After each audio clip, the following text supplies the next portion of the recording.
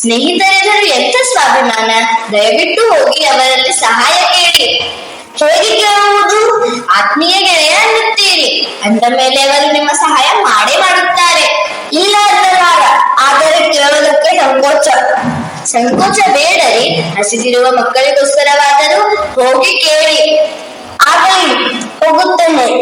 ಆದರೆ ಗೆಳೆಯರನ್ನು ನೋಡಲು ಬರಿಗೈಯಲ್ಲಿ ಹೋಗಲ್ಲ. ನಿನ್ನ ತಂದ ಪಲ್ಲಕ್ಕಿಯಲ್ಲಿ ಸ್ವಲ್ಪ ಉಳಿದಿದೆ. ಮಕ್ಕಳ ಉಪಹಾರಕ್ಕೆ ಏನೇನು ಸಾಲದು, ಅದನ್ನು ಕಟ್ಟಿಕೊಡಲೇ? ಹಸಿವು, ಅದನ್ನಾದ್ರೆ ಕೊಡಮ್ಮ. ತುಸು ತಡೆದುಕೋ ಕಂದ. ದೇವರ ದಯವಿದ್ದರೆ ಈ ಅವಲಕ್ಕಿಯು ಬಂಗಾರವಾಗಿತ್ತು. ಕಟ್ಟಿಕೊಡಲೇ? ಸರಿ, ಹಾಗೆ ಮಾಡು.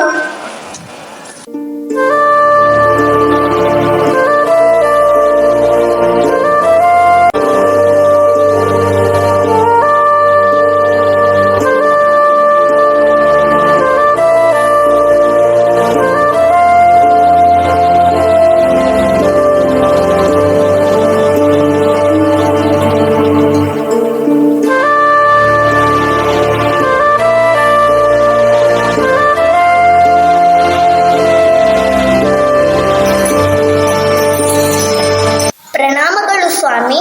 ದೇವಿ, ನೀವು ಇಲ್ಲಿ? ಹೌದು ಪ್ರಭು, ನಾನೇ. ಏನಾಯ್ತು ಸ್ವಾಮಿ? ಇವತ್ತು ತಮ್ಮ ಕೊಳಲಿನ ನಾದವು ವೇದನೆಯಿಂದ ಕೂಡಿದೆ.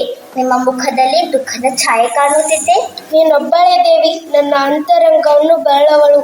ಈ ಸಂಸಾರದ ಜಂಜಾಟದಲ್ಲಿ ಸಿಲುಕಿ ನನ್ನ ಮಿತ್ರ ಸಂಕಟ ಪಡುತ್ತಿದ್ದಾನೆ ದೇವಿ. ಅದನ್ನು ನನಗೆ ಸಹಿಸಲಾಗುತ್ತಿಲ್ಲ. ಸಕಲ ಜೀವಿಗಳ ಒಡೆಯನಾಗಿರುವ ನಿಮಗೆ ನಿಮ್ಮ ಮಿತ್ರನ ಕಷ್ಟ ಕಾರ್ಪಣ್ಯಗಳನ್ನು ನೀಗಿಸುವುದು ಸಾಧ್ಯವಿಲ್ಲವೇ? ವಿಪರ್ಯಾಸವೇನೆಂದರೆ